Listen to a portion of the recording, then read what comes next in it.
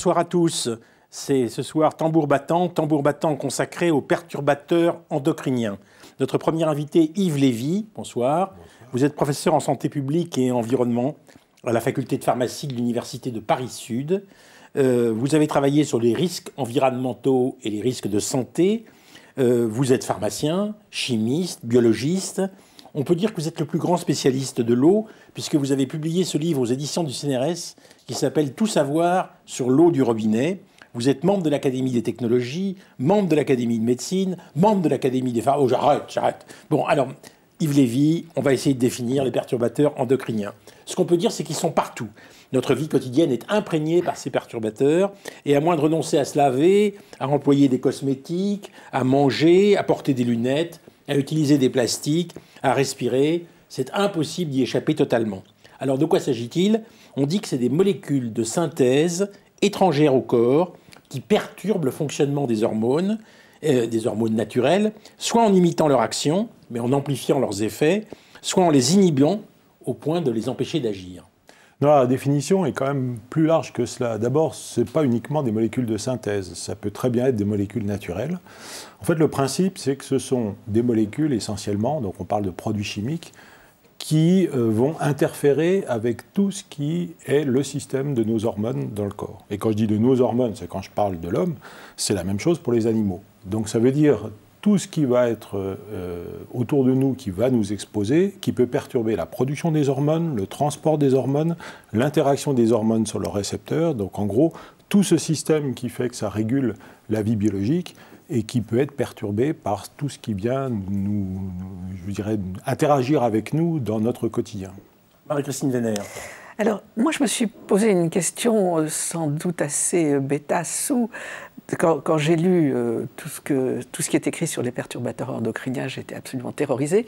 Et je me suis demandé si j'étais née il y a très très très longtemps, ça existait déjà. C'est-à-dire, est-ce que ce système de perturbation des hormones est consubstantiel à l'existence de l'univers, ou bien il s'est petit à petit mis en place?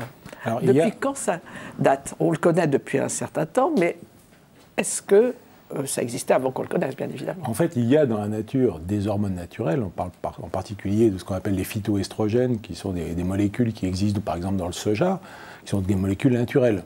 Mais la problématique des perturbateurs endocriniens aujourd'hui, elle a pris une ampleur considérable.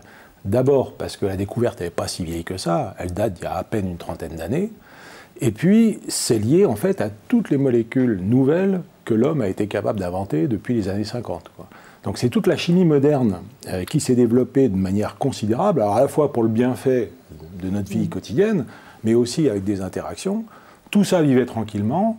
On utilisait des tas de produits chimiques, ça partait dans l'environnement, personne ne s'en préoccupait. Jusqu'au moment où on a commencé à observer des troubles de la reproduction chez des animaux qui vivaient dans les milieux contaminés. Et donc c'est cette pression de la chimie moderne développée depuis les années 50 qui a provoqué un phénomène tout à fait nouveau. Donc c'est notre génération. C'est vraiment la génération qui est exposée depuis les années 40-50. Coupable d'avoir inventé tout ça. D'avoir inventé les perturbateurs. Mais à l'origine, la volonté était très intéressante. La volonté était d'améliorer la vie de tout le monde. Et l'effet perturbateur endocrinien était un effet qui n'était pas forcément perçu. Donc c'est au fur et à mesure où les progrès de la science commencent à voir les effets qu'on pourrait appeler contraires de toute notre chimie, qu'on découvre au fur et à mesure un certain nombre de choses.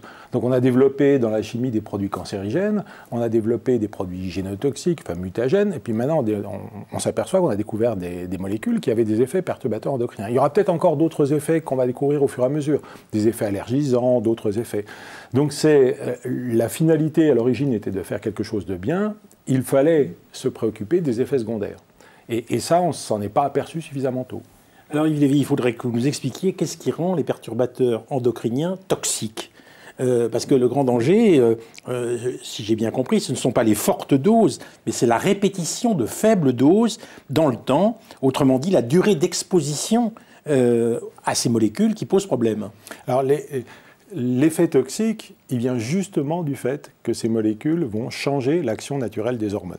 Que ce soit des hormones qui nous servent à la reproduction, au développement de la puberté, C'est des hormones qui servent aussi à la régulation de la température dans le corps. En fait, tout notre métabolisme, tout notre fonctionnement du corps, et quand je dis le nôtre parce que je fais un recentrement sur l'homme, mais c'est pareil pour la plupart des animaux, les hormones vont réguler tout le fonctionnement de l'organisme. Donc dès qu'on va commencer à perturber ce fonctionnement, heureusement, on a des systèmes de régulation qui arrivent à réparer un certain nombre de choses, mais il y a un certain niveau où ça ne marche plus. Et là, ça induit des effets toxiques. Et donc ce qui se passe, c'est que les effets s'observent à très faible dose. Il y a certains produits toxiques, vous pouvez en manger quelques milligrammes, quelques grammes, ça ne sera pas dangereux. Là, les perturbateurs endocriniens, ils vont agir à des concentrations qui sont, alors c'est difficile à expliquer, 10-9 grammes, ça fait le nanogramme par litre, c'est une quantité infime. Et donc ça veut dire que pour la première fois, on observe quand même des effets biologiques à des concentrations extrêmement faibles. Or, la pollution de l'environnement, elle est justement à ces concentrations extrêmement faibles. Et en plus, si je veux compliquer encore un peu les choses, certaines de ces molécules s'accumulent dans la graisse. Donc au début, vous avez une très faible concentration qui s'accumule dans la graisse, puis petit à petit, la concentration augmente jusqu'à atteindre un niveau qui va induire des effets biologiques. Et comme on est exposé tous les jours à travers notre environnement, la pollution de l'air, la pollution de l'eau, la pollution des aliments, les cosmétiques, les vêtements qui sont contaminés, au bout d'un moment, ça finit par déclencher des effets. Alors justement, j'ai commencé en disant qu'on les trouve partout. Il semble qu'on les trouve dans le vernis à ongles, dans la laque, dans le shampoing, dans le dentifrice, dans les cosmétiques, dans les emballages alimentaires plastifiés, dans les détergents, dans les plastiques, dans les textiles anti-taches, dans les imperméables.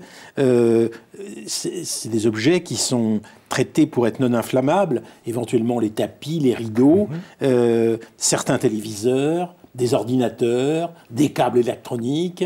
Donc en fait, on ne peut pas échapper aux perturbateurs endocriniens. Il va falloir trouver des produits de remplacement. C'est tout à fait possible. Et vous allez changer tout ça, tous ces produits-là. C'est pas moi qui vais les changer. Non, mais on attend des responsables qui ont développé ces molécules de prendre justement la responsabilité des risques liés à toutes ces molécules et de trouver des alternatives lorsque c'est possible. On ne peut pas tout supprimer d'un seul coup, c'est impossible. Par contre, vous voyez, par exemple, le bisphénol A, dont on parle beaucoup, était présent dans un plastique qu'on appelle le polycarbonate, qui servait à faire des jolis biberons transparents en plastique. Ou alors des grosses bonbonnes d'eau en plastique. Justement, on a arrêté pour les biberons, c'est clair. On a dit stop, et ils ont mis autre chose, parce qu'il y avait une alternative. Bon, après, il ne faut pas que l'alternative soit elle-même avec des effets néfastes. Ça, c'est encore un autre problème. Par exemple, ce qu'on remplace dans les tickets de caisse, on remplace le bisphénol A par du bisphénol S, qui n'est pas forcément très sympathique non plus. Donc, il faut que l'alternative soit quand même valable. Mais donc, c'est un changement assez global de notre vie, dans laquelle on doit être capable, d'abord par la réglementation, et ensuite par l'action des citoyens, de dire « je n'achète pas ces produits » parce que je sais qu'ils contiennent un perturbateur endocrinien. Ce qui fait qu'au bout d'un moment, ça va finir par changer. Donc la réglementation, ça c'est l'élément indispensable. Et puis derrière, le citoyen doit être le plus informé possible pour avoir un achat responsable. Mais vous voyez par exemple un tuyau d'arrosage. Dans son jardin, un tuyau d'arrosage souple.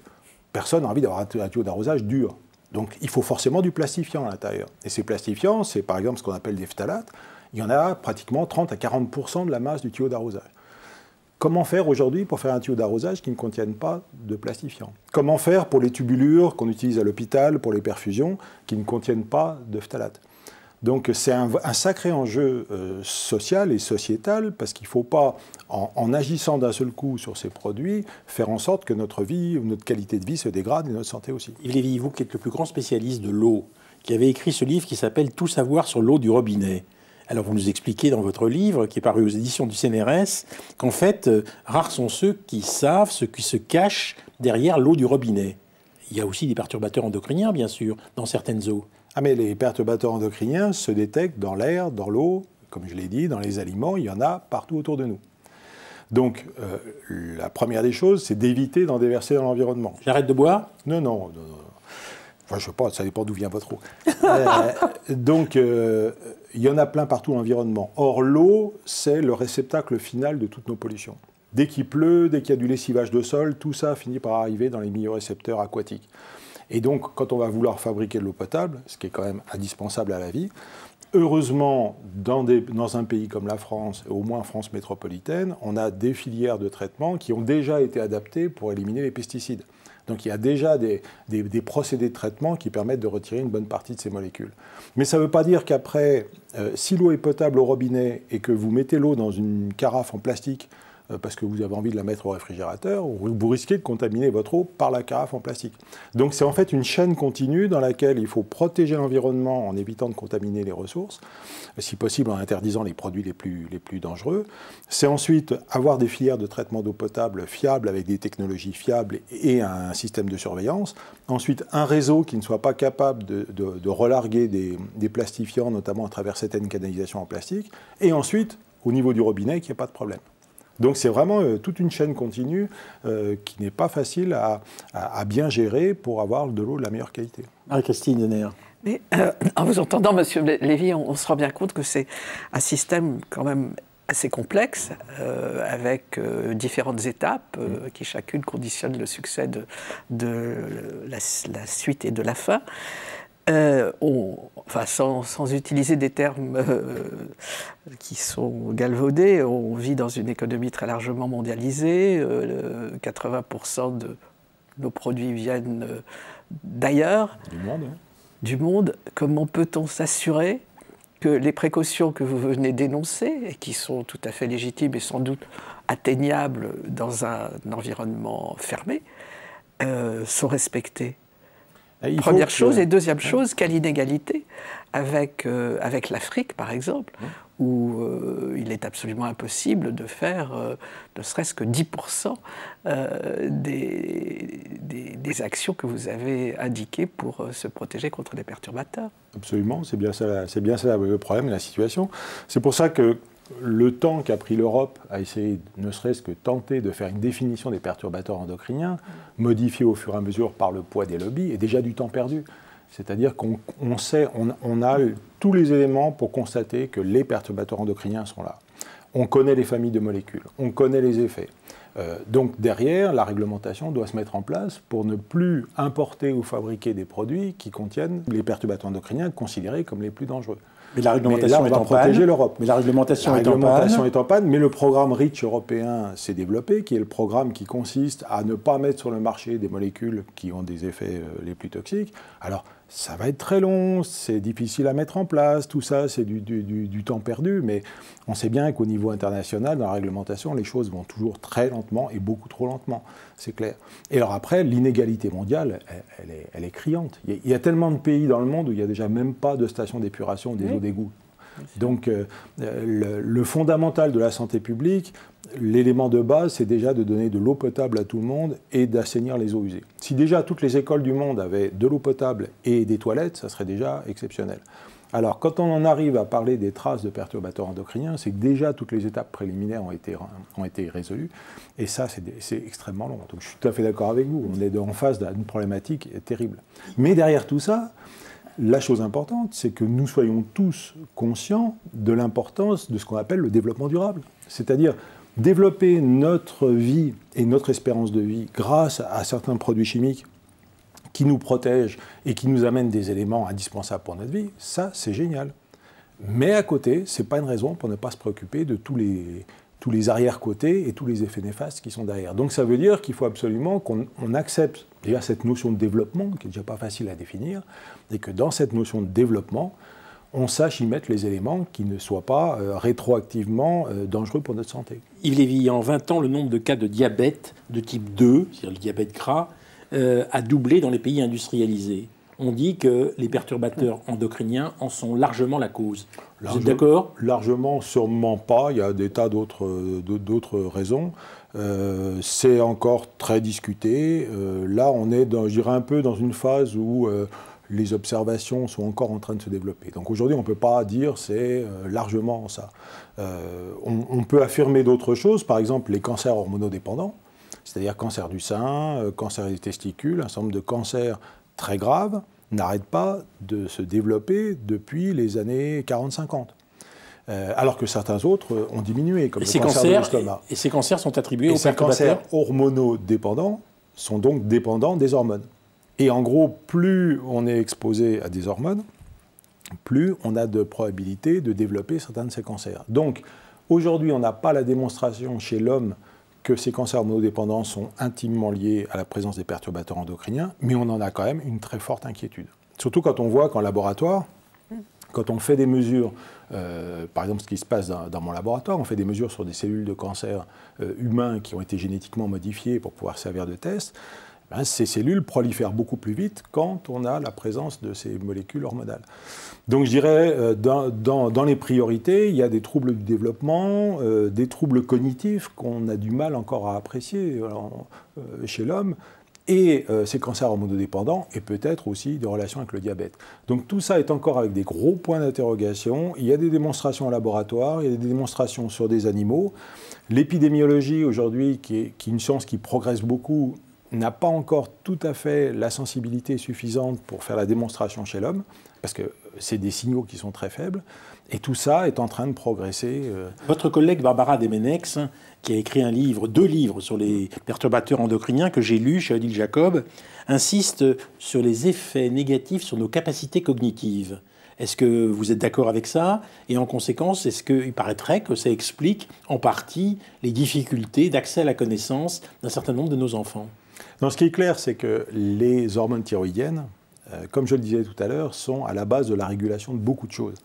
Déjà, rien que le développement de l'embryon, le développement du corps. Et dans ce développement de l'animal et de l'animal homme, il y a le cerveau.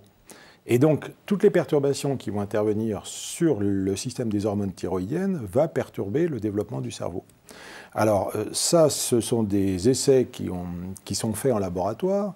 On voit des éléments qui sont très concrets. Alors l'extrapolation disant ça y est, on a trouvé la cause qui fait que tout le monde devient crétin, ça c'est un petit peu trop extrapolé quand même. Mais c'est pas ce qu'elle dit. Hein. Quand même l'émission, on va tous devenir crétin. Boum, votre collègue. Non, mais c'est une alerte qui est tout à fait sérieuse. C'est-à-dire que tous les éléments de construction disant il y a de fortes probabilités que sont bons. Après, gardons-nous tout de suite d'extrapoler. C'est comme pour les cancers hormonodépendants. Il y a beaucoup d'éléments pour dire que nous sommes très inquiets. Après, on ne peut pas affirmer aujourd'hui que les cancers hormonodépendants sont liés à ces perturbateurs endocriniens. Mais je dirais par rapport à il y a 15 ans, le nombre d'éléments robustes démontrant la gravité de tout ça est devenu beaucoup plus solide. Marie-Christine Henner. Alors, au risque d'augmenter le stress de nos téléspectateurs, il n'y a pas que les problèmes cognitifs, mais il y a également les effets sur, par exemple, l'âge de la puberté qui baisse, c'est-à-dire les enfants sont de plus en plus ont une puberté jeune, et ça a des effets sociétaux. Enfin, j'ai autour de moi des petites filles qui ont des seins à un âge où moi j'étais encore plate comme une limande. Et ça, on n'en parle pas parce que c'est de l'ordre du cachet, c'est pas médical, mais ça a des effets graves sur ces enfants qui ne sont pas mûrs pour ça, ou sur même le système scolaire, ou même l'ensemble de la société qui n'est pas tout à fait prêt à accepter cette modification. Alors moi, je n'ai pas les chiffres, donc je pense. Moi, je les constatais autour de moi. Oui, alors, le problème, sur ma petite fille, pour être clair. En santé, malheureusement, il ne faut pas le constater sur des cas. On connaît tous des gens qui sont morts à 95 ans en étant fumeurs toute leur vie. Ce n'est pas pour autant qu'on sait bien que 95% des cancers du poumon viennent du tabac. Donc on ne peut pas généraliser sur des cas. Par contre, ce qui est clair, c'est que si de telles constatations étaient vérifiées par l'épidémiologie, on sait par exemple que les jeunes femmes, les femmes plutôt, qui ont eu une puberté précoce et une ménopause tardive sont exposées pendant plus longtemps à des hormones, et ce qui induit un risque supplémentaire de cancer du sein. Donc je dirais, sous réserve que tout cela soit constaté, effectivement, c'est pas bon du tout. Et on voit aussi beaucoup de gens qui vous disent, autour de moi, je vois des jeunes couples qui n'arrivent pas à avoir d'enfants. Il y a des troubles de la reproduction. Alors, il serait bien, alors je pense que ça a dû être fait, mais bon, j'ai pas tous ces chiffres-là, de vérifier au niveau national, voire international, parce qu'on sait qu'on a une graduation du nord vers le sud de l'Europe, pour voir un peu ce que ça donne. Ce qui a été démontré, par exemple, de manière tout à fait évidente et publiée, c'est la diminution de la qualité spermatique chez l'homme. Alors on sait qu'on a des fluctuations de qualité spermatique entre l'été et l'hiver, selon les conditions de travail, etc. Mais quand on voit les statistiques historiques des banques du sperme, eh ben, on voit une diminution continue de la qualité spermatique. Si on extrapole la droite très loin, on arrive à 0. Donc ça fait très peur. Bon, on n'en est pas là aujourd'hui. Les spécialistes disent qu'il n'y a pas de trouble de la reproduction explicable par ça, mais il y a une vraie diminution de la qualité spermatique. Donc vous voyez, on a tellement de faisceaux d'éléments biologiques qui viennent s'accumuler. On parlait du développement du cerveau, on parlait des cancers, on parlait des troubles de la reproduction, des troubles du développement du corps. Tout ça est conditionné par les hormones. Et en face de nous, on a d'abord de multiples hormones et on a de multiples produits chimiques. Ce sont des plastifiants, ce sont des retardateurs de flamme dont vous parliez tout à l'heure. C'est certaines molécules à usage de médicaments. Il y en a plein, il y a même des métaux, comme le cadmium par exemple. Donc c'est la première fois qu'en toxicologie, on se retrouve avec une telle diversité de molécules chimiques et une telle diversité de cibles et avec des concentrations qui sont extrêmement faibles. Et comme dans l'environnement, on retrouve tous les mélanges, c'est cette combinaison de mélanges de molécules qui interagit. Et maintenant, le travail, c'est de faire la démonstration la plus sérieuse possible. Il faut bien sûr s'en protéger de ces perturbateurs endocriniens. Alors, par exemple, on dit que du point de vue de ce qui est la nutrition, pour écarter le plus possible les substances toxiques qui sont dans l'alimentation, il faut privilégier les aliments bio ou peler les végétaux. Vous êtes d'accord ? Peler les végétaux, ça c'est sûr, oui. Ça, comme les pesticides sont déversés par-dessus, plus on peut enlever peler les végétaux, peler les fruits, parce que si vous pelez votre chou-fleur, vous aurez des difficultés. Donc, autant que possible, bien entendu. Alors, le bio, à condition que le bio soit vraiment bio, c'est bien ça l'enjeu. Malheureusement, le citoyen lambda, quand il va dans un magasin, un rayon bio, il ne peut que faire confiance en se disant « j'espère que c'est vraiment bio ». Bon. Les publications qui ont été faites montrent que statistiquement, le bio est quand même moins contaminé en pesticides que le non bio. Mais enfin, on n'a pas aujourd'hui la certitude quand on achète un produit bio qu'il est vraiment bio. Et on sait que 80% par exemple des pesticides qu'on consomme en France viennent de l'alimentation, pas de l'eau. Donc il y a effectivement un effort majeur à faire sur tous les domaines. Et alors la pollution de l'air, qu'est-ce qu'on peut faire ? Alors en tout cas, il faudrait renoncer au micro-ondes, il faudrait renoncer au cellophane. Non, au micro-ondes avec du plastique. C'est-à-dire qu'en fait, le micro-ondes en lui-même, c'est pas trop un problème. Mais le micro-ondes dans lequel on a mis son petit repas dans un truc en plastique transparent, autant prendre du verre. Hein. Non, mais c'est pour ça que je disais tout à l'heure, c'est cette notion de développement durable, de vie de tous les jours, dans lequel on se pose la question en disant mais à quoi ça sert d'aller faire brûler de l'encens dans ma maison ? Je vais libérer des polluants dans l'atmosphère de mon logement, alors que la sphère à l'intérieur du logement, elle doit être saine, elle ne doit pas être garnie de produits chimiques. Donc si vous rentrez chez vous et que vous alignez tous les produits chimiques que vous avez achetés pour que ça sente bon dans les toilettes, pour plein de trucs différents, vous les alignez sur la table, vous allez vous apercevoir qu'il y a des quantités considérables. Le grand choix derrière, c'est de dire lesquels je peux éliminer parce qu'ils ne me servent à rien. Et en particulier s'ils polluent l'air intérieur. Vous nous dites de jeter tous les plastiques anciens ? Oui, ça c'est pas utile. Ça dépend quel type de plastique et pourquoi faire, mais oui. Vous n'avez pas acheté votre tuyau d'arrosage, mais par contre, dire aux enfants absolument ne buvez pas l'eau à la sortie du tuyau d'arrosage l'été parce que tout le monde a fait ça dans son jardin, non, absolument pas. Donc vous voyez, il y a un petit quelque chose qui fait que les citoyens doivent avoir conscience de tout ça pour non pas arrêter les perturbateurs endocriniens du jour au lendemain, parce qu'on sait bien que ça ne se fera pas, mais prendre des précautions dans tout ce qu'on fait dans notre vie. Alors vigilance vis-à-vis des couettes, vis-à-vis des oreillers, vis-à-vis de... Non ? Faut pas aller trop loin quand même. Je sais pas, j'ai lu que les perturbateurs endocriniens pouvaient être dans toute la literie. Non, mais il y en a. Déjà, on en transporte sur nous, donc le fait de mettre des vêtements fait que, vous allez peut-être en parler tout à l'heure, on en libère. Mais il ne faut pas non plus rendre les gens complètement paranoïaques à l'idée qu'il faut qu'ils sortent tout nus dans la rue, quoi. Il y a des choses qui sont, sur lesquelles on peut faire attention, d'autres dans lesquelles on ne le sait pas, parce qu'on ne sait pas que ça contient ces produits. Et quand vous manipulez le clavier de votre ordinateur, vous ne savez pas s'il a... Monsieur Lévy, vous savez à quoi vous me faites penser le type qui a perdu ses clés et qui dit je cherche mes clés là, parce que là, au moins, il fait jour. Et il cherche sur le réverbère, oui, c'est ça. Et à côté, il ne cherche pas. Et vous venez de me dire, au fond, essayez de faire ce que vous pouvez faire, là où vous pouvez le faire, mais comme il y a des perturbateurs endocriniens partout, il y a plein d'endroits où vous ne pourrez pas intervenir. Vous êtes exactement comme le type qui cherche les clés sous le réverbère. Pas du tout, parce que justement, le travail de recherche qui se fait dans mon laboratoire, c'est justement d'aller regarder là où les autres ne regardent pas. C'est-à-dire qu'en fait, on a eu pendant pas mal d'années des laboratoires qui ont analysé toujours les mêmes molécules. Donc quand on a trouvé quelques molécules, le copain faisait pareil, puis l'autre faisait pareil, puis tout le monde confirmait que ça posait un problème. Mais personne n'allait voir à côté du réverbère. Et moi, les travaux qu'on fait dans notre laboratoire consistent à prendre l'ensemble des composants tels qu'ils sont réellement dans la nature et d'aller faire des essais biologiques. Ce qui fait qu'à la limite, je ne sais pas ce qu'il y a dans le mélange, mais je sais que ça a un effet négatif sur la santé. Et ça, c'est très important.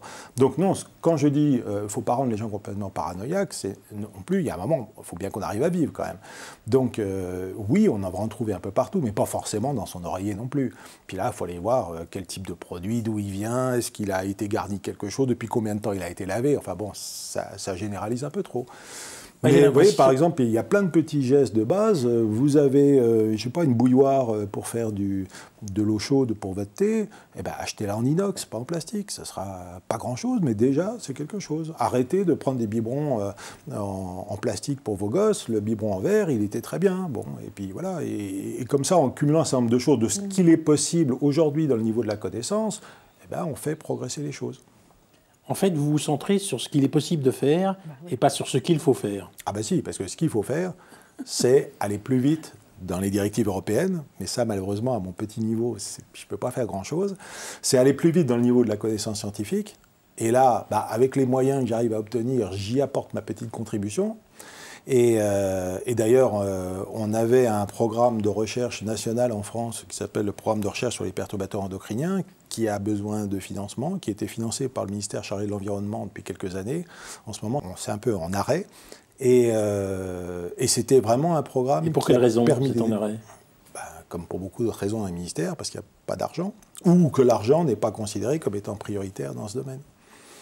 Donc là, il y a des choses à faire, il y a des choses qui bougent. Et le fait qu'on en parle ici, le fait qu'on en parle à l'extérieur, dans des réunions publiques, et que les gens, calmement, écoutent tout ça en se disant « j'ai conscience que ce n'est pas un truc qui va se résoudre en 5 minutes, mais que ça a des forts enjeux sur mon avenir, l'avenir de mes gosses », ça, déjà, c'est du progrès. Mais bon, il faut pouvoir encore accélérer les choses. Donc, il faut se mobiliser pour les européennes.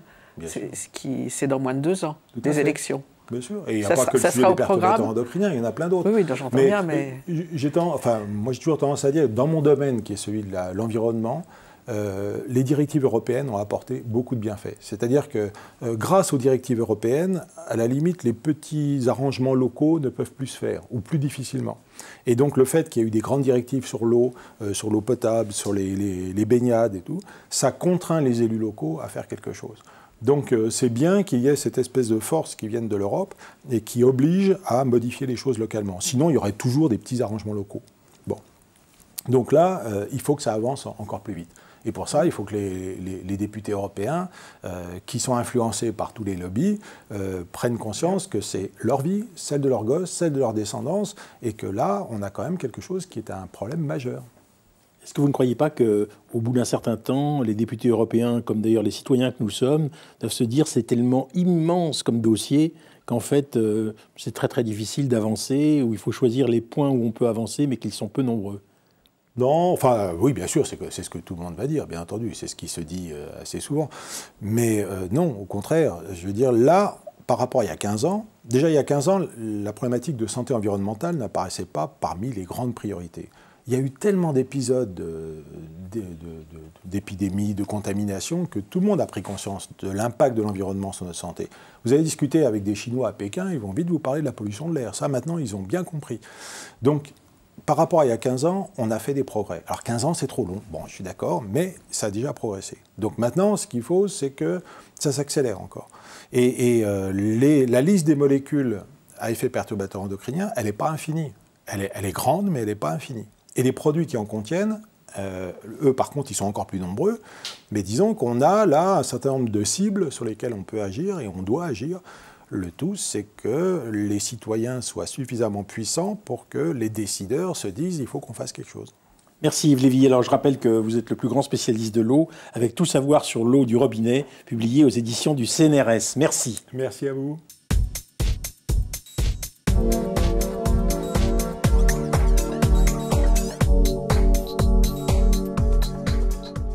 Les perturbateurs endocriniens, deuxième partie. Sur le grill, Éric Thibault, bonsoir. Bonsoir. Vous êtes président de la commission des produits chimiques et des biocides. Vous êtes chercheur au sein de l'INERIS, responsable du pôle danger et impact sur le vivant à la direction des risques chroniques. Et on peut dire que votre métier, c'est d'être éco-toxicologue. On reviendra sur la définition de l'éco-toxicologie. En face de vous, Steven Dehay, bonsoir. Bonsoir. Steven Dehay, vous êtes ingénieur à la SNCF. Oui. Vous êtes en fait un chercheur associé au LESU. Le LESU, c'est un laboratoire eau, environnement et système urbain. C'est ça. Et on peut dire que le doctorat que vous avez passé, grâce à l'école des ponts ParisTech, vous a permis au fond de réfléchir sur l'origine d'un certain nombre de micropolluants dans les rejets domestiques. Et vous avez défini les concentrations, les flux des alkyphénols et des phtalates. On va expliquer ce que c'est les alkyphénols et les phtalates, je compte sur vous, rejetés par les particuliers dans ce qu'on appelle les eaux grises et les eaux vannes. C'est ça. Alors peut-être vous allez pouvoir nous expliquer de quoi il s'agit exactement. Oui, alors avant, pour revenir donc sur mon doctorat, effectivement je l'ai fait en partie avec l'école des ponts et chaussées, mais ce n'est pas le seul établissement, puisque j'étais aussi basé au laboratoire central de la préfecture de police, donc à Paris. Et en même temps, on a travaillé avec la CEVESC, qui est un syndicat des eaux, donc syndicat pour Versailles et Saint-Cloud. Donc déjà pour remettre les personnes avec qui j'ai travaillé. Et donc effectivement, nous avons travaillé sur deux familles de micropolluants, qui sont les alkylphénols et les phtalates. Donc, alors qu'est-ce que c'est les alkylphénols? Donc les alkylphénols qui sont majoritairement utilisés dans les détergents, comme émulsifiants. Et à côté de ça, les phtalates, comme on a parlé tout à l'heure, Monsieur Lévy, qui sont plutôt utilisés comme plastifiants, donc dans tout ce qui est composé plastique. Et donc, ces deux familles de micropolluants, donc, qui sont majoritairement rejetés en Île-de-France, parce que j'insiste vraiment sur le cas de l'Île-de-France, par les foyers domestiques. Donc, ça, c'était les travaux de mon prédécesseur Alexandre Berger, qui a recherché les impacts entre les industriels et les foyers domestiques, et donc qui a pu démontrer que ça provenait donc, en majeure partie des foyers domestiques. Et donc, dans le cadre de mes travaux, nous nous sommes intéressés à aller plus loin et savoir comment les foyers domestiques en Île-de-France polluent dans leurs effluents avec ces deux familles de micropolluants. Alors, réponse? La réponse, majoritairement, les lave-linges et les douches. Donc, arrêtez les lave-linges, arrêtez les douches, et ça ira mieux. Globalement, plus de douches, plus de lave-linge, on enlève 80% des flux de phtalates et d'alkylphénol. À peu près, voilà. Bon, mais comme on n'arrête ni les lave-linges, ni les douches, on continue avec l'alkylphénol. C'est ça. Donc là, on revient effectivement à ce qui était dit à la première partie. Donc effectivement, on peut chacun nous faire des petites actions de notre côté. Donc, notamment au niveau des lave-linges. On a démontré qu'une bonne partie, alors une partie vient des vêtements. Donc là, effectivement, ça paraît compliqué de ne plus porter de vêtements dans notre société. Maintenant, on peut jouer sur les détergents, les produits qu'on utilise. Donc pas forcément besoin de mettre 3 dosettes dans notre lave-linge. Donc faire des actions à ce niveau-là. Pour les douches, c'est pareil, c'est le choix de nos produits. Donc faire attention, si on généralise, un savon en bloc dur sera moins contaminé qu'un gel douche. C'est pareil, si on se lave le shampoing, on n'est pas obligé de vider la moitié du shampoing pour prendre notre douche. Donc voilà, c'est toutes des petites actions qu'on peut faire chacun pour essayer de diminuer. Malheureusement, actuellement, pour l'arrêter totalement, les rejets de phtalates et d'alkylphénol, ça paraît très compliqué. Éric Thibault, alors vous êtes éco-toxicologue. Vous allez nous expliquer ce que c'est que éco-toxicologue. Mais si j'ai bien compris, vous vous intéressez à l'impact des stress chimiques sur la structure humaine, sur la structure du vivant et le fonctionnement des écosystèmes. C'est-à-dire qu'en fait, il y a une double action. Si j'ai bien compris ce que vous faites, il y a d'une part une action des perturbateurs endocriniens sur l'environnement, dont parlait tout à l'heure Yves Lévy, et puis une action directe sur les vivants que nous sommes. Alors, l'écotoxicologie, c'est l'étude de l'impact des polluants, des stresseurs en général, sur la structure et le fonctionnement des écosystèmes. Et l'homme, en tant qu'espèce, fait partie des écosystèmes. Donc notre métier, c'est d'essayer de comprendre quel va être le mode d'action de ces molécules et quels vont être, in fine, les impacts sur le fonctionnement général des systèmes. Alors on travaille à plusieurs niveaux. On travaille à la fois au niveau des individus, mais aussi sur les populations. Dans les écosystèmes, dans les populations sauvages, ce qui nous intéresse, c'est la préservation de la population et de son fonctionnement global, le fonctionnement global du système, plus que l'individu en tant que tel. Dans la population humaine, la question est un peu différente, puisque là, on travaille plutôt sur l'individu. Donc voilà, on travaille à ces deux niveaux, l'individu et la structure et le fonctionnement global du système, l'écosystème dans sa totalité. Alors, l'écotoxicologie, c'est une discipline relativement récente. La toxicologie, donc l'impact des toxiques sur les êtres humains, on y travaille depuis très longtemps. L'écotoxicologie, c'est une discipline qui a démarré plutôt dans les années 70, 1970, donc une discipline assez récente, même si l'impact des substances chimiques sur les organismes vivants et sur les écosystèmes est connu depuis bien longtemps. On en parlait tout à l'heure, mais les premiers effets qu'on a pu avoir sur les perturbateurs endocriniens, même si à l'époque on ne les appelait pas perturbateurs endocriniens, c'était les problèmes de reproduction chez les oiseaux. Une publication historique, une Tebichkov 1960, Rachel Carson, le printemps silencieux en 1962. Tout ça, c'est des phénomènes, des perturbations de la reproduction chez les oiseaux, en particulier diminution de l'épaisseur de la coquille et choses comme ça. Donc c'est des phénomènes très récents, même si le terme de perturbateur endocrinien est récent, il date des années 90. Les effets sont connus depuis longtemps et on a interdit déjà des molécules. Le DDT, par exemple, qui est un insecticide bien connu, il a été interdit parce qu'il avait un impact sur la reproduction, même si à l'époque on ne parlait pas de perturbateur endocrinien. Donc il faut un petit peu distinguer les choses entre la prise de conscience, qui est assez récente, début des années 90, et le fait que ce sont des phénomènes connus depuis longtemps, sur lesquels on a déjà travaillé depuis bien longtemps. Monsieur Dehaye, est-ce que vous diriez écotoxicologue? Ah non, absolument pas. Expliquez-moi la différence qu'il y a entre vos deux pratiques scientifiques. Alors moi, je suis chimiste de l'environnement. Donc mon travail, effectivement, c'est de caractériser les effluents, donc les eaux, et de quantifier les micropolluants dedans. Donc là, c'est vraiment de la chimie. L'écotoxicologue, effectivement, comme on vient de l'entendre, c'est plutôt étudier les interactions sur l'organisme vivant et les populations dans le sensage. Donc voilà, c'est absolument pas la... Et si je comprends bien, vous, écotoxicologue, vous vous servez des travaux du chimiste pour savoir ensuite comment ça peut rejaillir sur l'organisme humain. Alors, on travaille bien sûr que la chimie de l'environnement est une discipline très complémentaire et on a besoin des résultats de la chimie pour interpréter les expérimentations et interpréter les effets qu'on peut observer.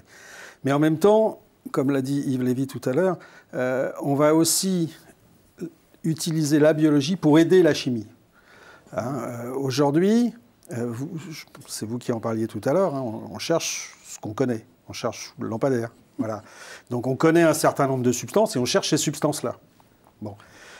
Yves Lévy en a parlé un petit peu. Ce qui est intéressant, quand on va avoir un effet dans un écosystème, quand on va observer une perturbation, on a travaillé il y a quelques années sur une population naturelle de poissons sur laquelle on avait un déséquilibre très, très important de cette population, avec des phénomènes d'intersexe, enfin des choses comme ça. Et pour essayer de retrouver l'impact, l'origine de cet impact, on a plutôt travaillé à l'envers. C'est-à-dire qu'on a commencé par faire de la biologie, on a observé des effets, on a prélevé des échantillons d'eau, on a fait des tests biologiques in vitro, on a fait du fractionnement, et en fonction des fractions dans lesquelles on a trouvé ces résultats, ces effets biologiques, on a pu discuter avec les chimistes et leur dire c'est dans cette fraction-là, obtenue dans ces conditions-là, et donc eux, ça les oriente aussi pour choisir les molécules pour aller chercher. Donc c'est ce qu'on appelle la chimie pilotée par la biologie.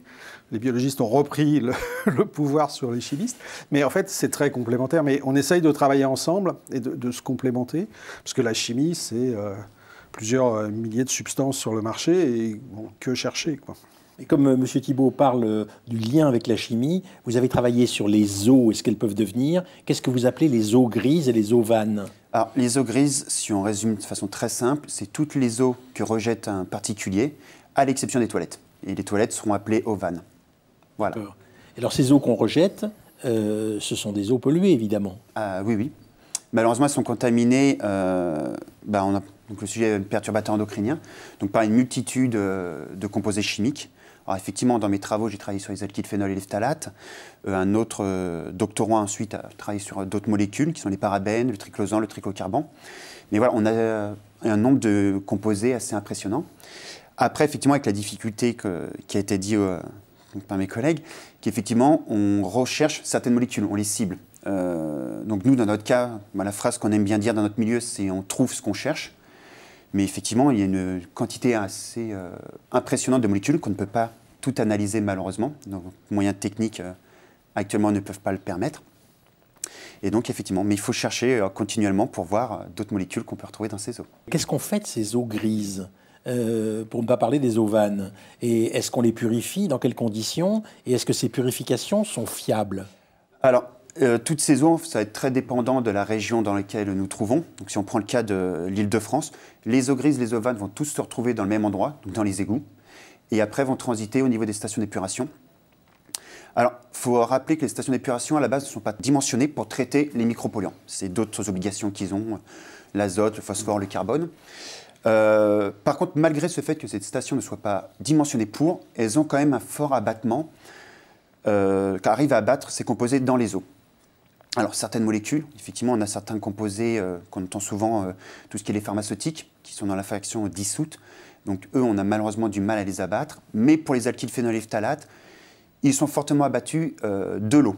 Après, malheureusement, on a des fois le problème de... Ces composés ne sont pas forcément dégradés. Et on a malheureusement le transfert dans ce qu'on appelle les bouts de station d'épuration. Donc c'est tout ce qui va se déposer, que les gestionnaires des stations vont récupérer. Et après, là, par contre, la question est que fait-on de ces bouts, qui, elles aussi, sont contaminés. Alors, indépendamment de savoir ce qu'on fait de ces bouts, dans l'eau qu'on récupère et que nous allons retrouver au robinet, est-ce qu'il y a déjà des perturbateurs endocriniens, quoi qu'il arrive?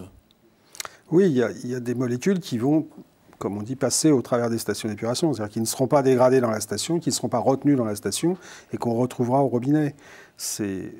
On n'arrive pas à les éliminer totalement? Pas totalement. On peut les éliminer totalement. Il existe des procédés pour les éliminer totalement, mais qui sont des procédés très chers et qui ne sont pas mis en œuvre dans les stations, en règle générale, dans les stations d'épuration dites urbaines. On va les retrouver dans des stations d'épuration dites industrielles. Sur un site industriel, par exemple chez des producteurs d'hormones, je peux vous assurer qu'en sortie, ils ont des traitements qui leur permettent de bloquer ces hormones pour ne pas les rejeter au milieu naturel. Mais dans les stations urbaines, c'est des systèmes qui coûtent très cher. Donc dans les stations urbaines, elles ne sont pas généralisées, c'est ces systèmes qui ne sont pas généralisés. Est-ce qu'on peut parler de la question des doses des perturbateurs endocriniens? Parce que vous nous affolez tous en nous disant vous avez des perturbateurs endocriniens partout. À partir de quel moment ces doses sont susceptibles de mettre en question la santé de nous, humains? Alors, il faut bien voir une chose, c'est que sur les perturbateurs endocriniens, aujourd'hui, on est capable de déterminer des doses biologiquement actives. C'est-à-dire qu'on va avoir une interaction avec un système biologique. Ça ne veut pas obligatoirement dire qu'in fine, on aura un impact chez l'individu ou dans la population. On a des moyens d'études maintenant qui nous permettent de trouver, de chercher ces substances, des moyens d'études in vitro, par exemple sur des cultures de cellules, voire même sur des récepteurs isolés, des récepteurs hormonaux isolés. Mais entre l'interaction sur un récepteur isolé et l'impact chez un individu, voire dans une population, il y a un pas. C'est en particulier toute la discussion qu'il y a eu autour de la définition des perturbateurs endocriniens au niveau européen, entre les présumés, les suspectés, les sûrs, enfin voilà, il y avait toute cette question-là. Donc on est aujourd'hui très alerté sur des faibles doses, sur beaucoup de molécules. Il reste, comme ça a été dit précédemment, à voir ce qui va se passer au niveau de l'individu et de la population derrière. Il faut faire un petit peu attention. Le problème, c'est que ce sont des molécules qui, pour beaucoup, vont avoir une interaction avec la matière biologique pour des très faibles concentrations dans les eaux en particulier ou dans le milieu. Donc, d'où la difficulté, on parlait de chimie tout à l'heure, d'où la difficulté aussi de les chercher. Parce que chercher au nanogramme par litre, dans des eaux de surface, c'est pas de l'eau distillée, il y a des interactions possibles, enfin c'est quand même très compliqué. D'où l'intérêt de la biologie, où on va chercher des activités biologiques. Alors comme il y a aussi des perturbateurs endocriniens en nombre dans l'air que nous respirons, est-ce que vous ne croyez pas qu'à un moment donné, il y a quelque chose comme un amalgame entre les perturbateurs endocriniens de l'air, les perturbateurs endocriniens de l'eau et les perturbateurs endocriniens qui sont dans tous les produits dont on a parlé tout à l'heure, phytosanitaires, etc. Et qu'en fait, finalement, c'est cette quantité, le fait que ce soit dans des mondes extrêmement différents, et cette quantité qu'on en absorbe qui pose problème. Le problème, c'est la contamination générale des milieux, c'est sûr. Alors comment est-ce que vous pouvez éviter cette contamination générale des milieux ? Il n'y a pas énormément d'autres solutions que la réduction à la source. Alors, il y a toutes les molécules dont a parlé Yves Lévy, qui sont les molécules naturelles. Les phytoœstrogènes, on ne va pas les interdire. Voilà. Mais les molécules industrielles, progressivement, on va essayer de les interdire. Alors, il faut voir une chose, c'est que pour pouvoir interdire, il faut avoir des textes derrière. Et ces textes, ils doivent s'appuyer sur des outils. Bon. Alors, on le regrette tous.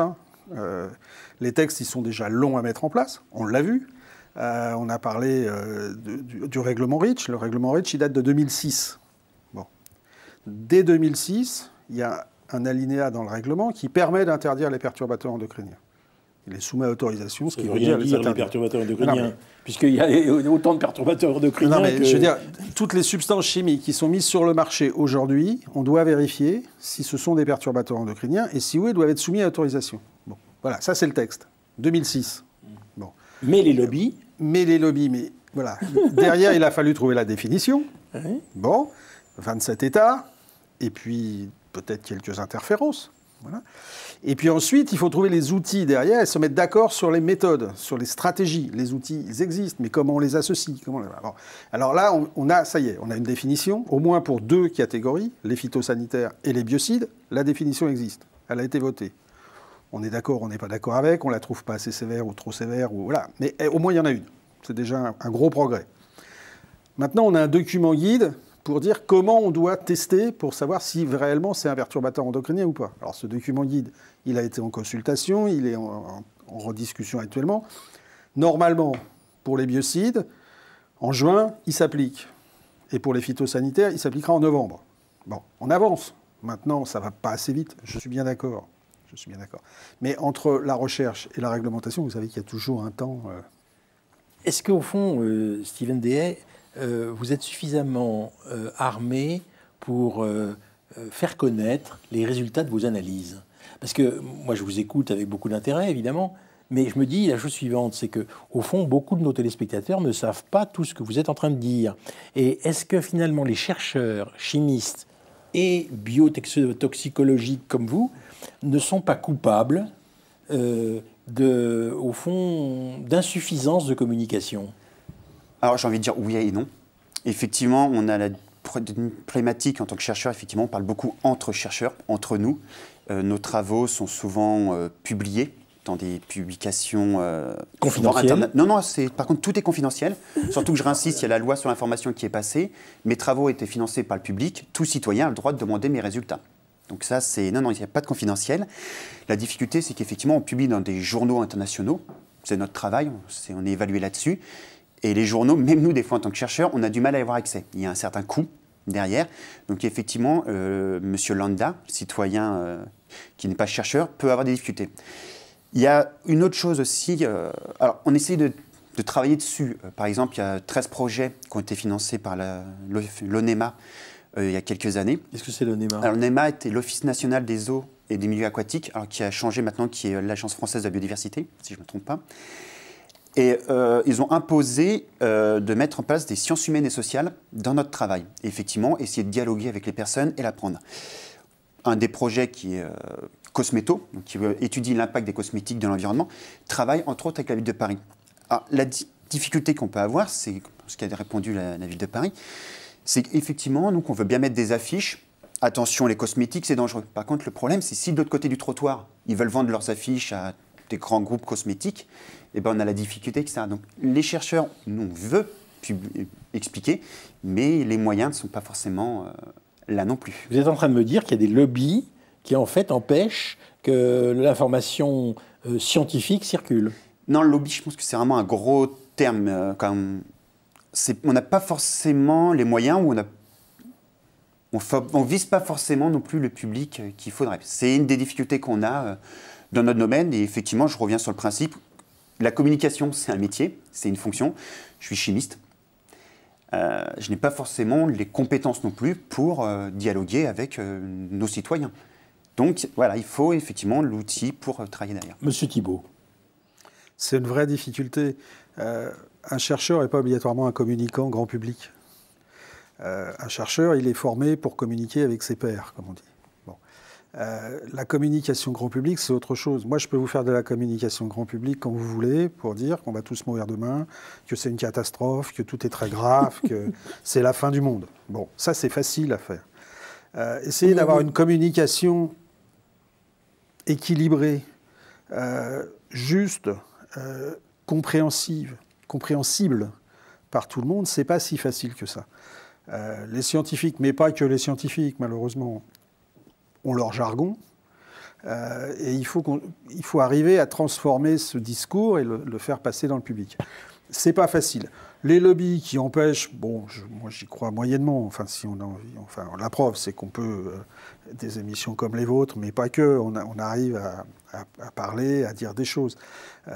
Voilà, tout le monde n'est pas obligatoirement d'accord. Il peut y avoir des controverses, il peut y avoir tout ça, mais il n'y a pas d'interdiction, il n'y a pas une chape de plomb qui nous empêche de communiquer. Ceci étant, je vous dis, tous les scientifiques ne sont pas des communicants pour le grand public. C'est pas si facile que ça de communiquer des résultats au grand public. Et parfois, ça reste un peu du jargon, ou alors ça peut être assez extrémiste ou, voilà, ou anxiogène dans la façon de le faire. Il y a des problèmes, il faut pouvoir le dire, mais il faut aussi dire là où on ne sait pas. Alors, ce qui me frappe le plus, c'est comment les perturbateurs endocriniens altèrent les fonctions de reproduction. C'est assez frappant, quoi. Je veux dire, si on examine de près ce qu'il en est, alors ça a d'abord été chez les crocodiles et les sauriens, où on s'est rendu compte que les perturbateurs endocriniens empêchaient ces animaux de se reproduire. Ensuite, petit à petit, on est passé à d'autres animaux, et on s'est rendu compte que, en fait, il y avait des perturbateurs endocriniens qui empêchaient la reproduction ou qui l'altéraient à un point tel qu'on n'arrivait plus à avoir des sujets normaux, dits normaux. Comment est-ce qu'on fait du point de vue de la reproduction des hommes? Est-ce que, comme il a été dit tout à l'heure par Yves Lévy, les capacités des spermatozoïdes sont altérées aujourd'hui par les perturbateurs endocriniens? Alors, dans l'environnement, on a des exemples malheureux, hein, malheureusement, on a des exemples de populations sauvages altérées, dont la reproduction a été altérée et dont on a pu remonter à l'origine, et on sait que c'est une cause chimique. On a parlé des oiseaux, on a parlé des reptiles. L'extinction des espèces dont on parle beaucoup, c'est dû à ça? Je n'irai pas jusque-là. Hein, j'irai pas jusque-là, mais parce que c'est des phénomènes qui peuvent être parfois assez concentrés à certains endroits. Mais on est en train de travailler actuellement, justement avec l'AFB dont on parlait, l'Agence française pour la biodiversité, sur une étude au niveau national pour essayer de voir si ces phénomènes d'intersexe qu'on observe dans certaines populations de poissons sont des phénomènes assez localisés ou au contraire assez répandus sur le territoire national. Vous avez travaillé par exemple sur les poissons. Voilà, sur les poissons. Nous, on est spécialisé sur le poisson. On a observé sur un site industriel ce qu'on appelle des intersexes, c'est-à-dire des organes génitaux, des ovaires ou des testicules dont on ne sait plus, quand on fait de l'observation directe sur ces organes, si ce sont des testicules ou des ovaires.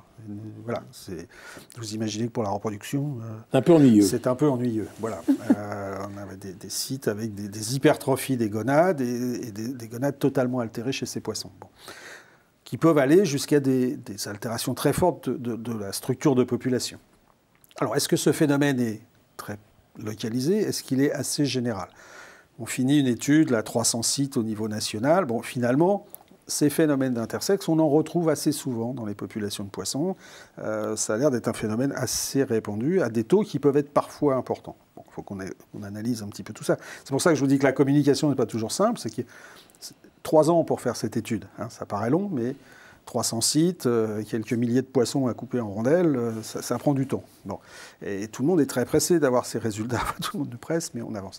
Alors chez l'homme, on n'en est pas là encore, heureusement. Parce qu'on ne le coupe pas en rondelles. Parce qu'on ne le coupe pas en rondelles.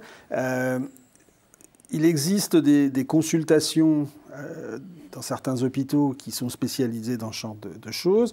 On voit dans les centres sur la fécondité qu'il y a des problèmes de fécondité. Hein, il y a des problèmes de délai de plus en plus longs pour certains couples pour avoir des enfants, la difficulté de spermogramme. Enfin bon, voilà. On voit des choses. Maintenant, je resterai prudent en disant perturbateur endocrinien égale perturbation, et c'est ça la cause de. Expérimentalement, on est capable de le reproduire. Bon, voilà, ça on peut le dire. Maintenant, faire le pas, on imagine qu'il y a des choses, on imagine qu'il y a sûrement un lien. Mais Steven Dehaye, l'impact sur la biodiversité, ces perturbateurs endocriniens, quel est votre point de vue? Alors là, on s'éloigne de mes compétences. Hein. Comme je disais, moi, je suis le chimiste, je suis dans le laboratoire. Effectivement, pour ma part, mon point de vue, et je reviens sur le principe, je réinsiste, on s'éloigne de mes compétences. Effectivement, vu les effets que peuvent avoir toutes ces molécules, il me paraît peu probable que ce n'ait pas d'impact sur la biodiversité. Il peut y avoir des choses... Non, mais sur la reproduction. Comme ça, un impact sur la reproduction, c'est un impact sur la biodiversité. Ah oui, bien sûr, oui. Puis, oui. Peut avoir qu'un impact, effectivement, si c'est plus difficile de se reproduire, si on a les féminisations des populations, enfin tous les termes qu'on a l'habitude d'entendre. Féminisation des populations? Oui, c'est-à-dire que dans certaines espèces, effectivement, on retrouve de moins en moins de mâles, et on a des poissons, c'est surtout effectivement pour moi dans le poisson, mais on a des poissons où on retrouve de plus en plus de femelles, voilà, ce qu'on appelle le terme féminisation des populations. Et ça se retrouve dans beaucoup de... ça s'est retrouvé chez des poissons, dans des populations de poissons, dans des populations d'oiseaux. Je vous dis, les phénomènes de féminisation, on en parle dans les populations d'oiseaux, on en parle depuis les années 40, hein, c'est pas un phénomène récent. Même si maintenant, on collecte les données et on a une vision plus large. Mais c'est vrai chez des oiseaux, chez des poissons, chez des reptiles, on a vu ces phénomènes-là aussi. On a vu ces phénomènes-là dans des populations de mammifères aussi, enfin chez des rongeurs. Voilà. Donc c'est un phénomène... L'impact sur la reproduction dans des populations sauvages, on l'a vu dans beaucoup d'espèces. On ne peut pas empêcher de rapprocher ça, évidemment, de ce qui est dit sur la question des spermatozoïdes, qu'il y a moins en moins de spermatozoïdes produits et qu'en conséquence, chez les humains, c'est plus difficile d'avoir des enfants pour les hommes. On est bien d'accord, on ne peut pas s'empêcher de le rapprocher. Maintenant, rapprocher ne veut pas dire preuve. Mais d'accord. Voilà, il y a un faisceau. Oui, bien sûr. Il y a un faisceau de preuves qui laisse penser que... Et on le sait dans certaines populations humaines, en fonction chez certains travailleurs qui sont exposés à certaines molécules chimiques, on sait qu'il y a des problèmes de reproduction. Et là, on sait qu'il y a un impact direct entre l'exposition et l'impact sur la reproduction. Alors vous dites, M. Thibault, qu'il y a un métabolisme lié à la reproduction qui est affecté par les perturbateurs endocriniens et qu'on peut penser que les perturbateurs endocriniens sont éventuellement à la source. Alors, je parlais tout à l'heure des diabètes. Tout d'un coup, Lévy m'a dit « Oh, c'est pas sûr pour les diabètes ». Je voudrais savoir ce que vous en pensez, et notamment sur l'obésité. Alors, très souvent, quand on parle de perturbateurs endocriniens, on parle de reproduction. Or, les hormones, malheureusement, ça ne touche pas que la reproduction. Bien sûr. Et donc, il peut y avoir un impact, on l'a dit, sur le développement, avec les impacts au niveau de la thyroïde, mais pas que, avec les hormones, les oestrogènes aussi agissent sur le développement. Donc, il peut y avoir un impact sur le développement. Il y a aussi toute la question aujourd'hui de ces maladies métaboliques. Hein, le diabète, l'obésité, toutes ces questions-là se posent aujourd'hui. La difficulté qu'on a aujourd'hui, c'est qu'il y a des choses qu'on sait reproduire au laboratoire, parce qu'on a les outils, et la reproduction, parce qu'on a beaucoup travaillé sur la reproduction. Ça, on sait reproduire. Sur la thyroïde et les impacts sur les hormones thyroïdiennes, on a de plus en plus d'outils qui nous permettent aussi d'appréhender ça. Sur les maladies métaboliques, on a plus de difficultés à l'appréhender expérimentalement. Donc, de ce fait-là, on a plus de mal à faire le lien. Le lien, il va se faire plutôt par des observations dites épidémiologiques, donc dans des populations naturelles. Et ça, c'est toujours beaucoup plus compliqué à interpréter. Là encore, comme l'a dit Yves Lévy tout à l'heure, on a des faisceaux, on a des choses qui vont dans le sens de... Moi, je n'arrive pas à sauter le pas. Certains arrivent à sauter le pas. Moi, pour l'instant, je ne saute pas le pas, mais... on va dans quelque chose, on sent bien un faisceau, on sent bien qu'il y a quelque chose là à creuser, et réglementairement en particulier. Je vous parlais de ce document guide qui nous dit comment on évalue un perturbateur endocrinien. Aujourd'hui, il est très limité ce document parce qu'il s'intéresse aux oestrogènes, aux androgènes, à la stéroïdogénèse et à la thyroïde. Bon, voilà. Tout ce qui est maladie métabolique, tout ce qui est impact sur les cancers hormonaux d'écran n'est pas pris en compte dans ce document. Donc voilà, parce qu'on a aussi ce manque un petit peu d'outils derrière, expérimental, pour pouvoir l'appréhender facilement avec plein de guillemets autour du facile. Pareil, pour revenir aussi, il y a une grosse difficulté, c'est qu'on travaille sur des molécules, on sait que telle molécule est un perturbateur endocrinien, telle molécule va poser problème. Par contre, la question, c'est que se passe-t-il si on en met 50 de ces molécules ensemble? Et là, c'est ce qu'on appelle nous l'effet cocktail, et on ne sait pas forcément, ou c'est beaucoup plus difficile de trouver. Mesurer. Donc c'est pour ça qu'effectivement l'intérêt, c'est pour ça que comme je disais tout à l'heure, la chimie est guidée par la biologie, parce qu'on donne un échantillon d'eau qui est contaminé à une multitude de composés, l'organisme va avoir des problèmes. Par contre, la difficulté, c'est de dire quelles sont ces molécules qui posent problème? Est-ce que c'est une seule molécule parmi tout l'eau ou il y a toutes ces interactions? Et ça, c'est vraiment aussi une difficulté qu'on peut avoir. Merci à tous les deux. Merci beaucoup.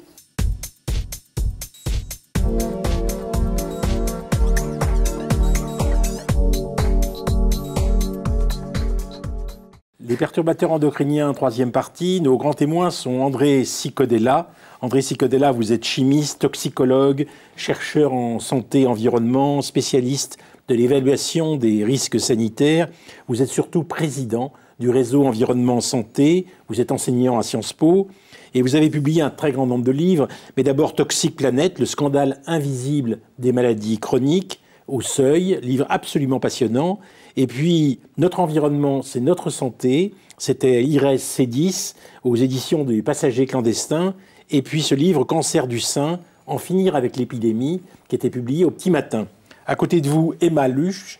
Bonsoir, Emma Luche. Vous êtes co-directrice de l'association Génération Cobaye et responsable de la Réjouisserie, une boutique en ligne qui est engagée avec une offre de produits sans perturbateurs endocriniens.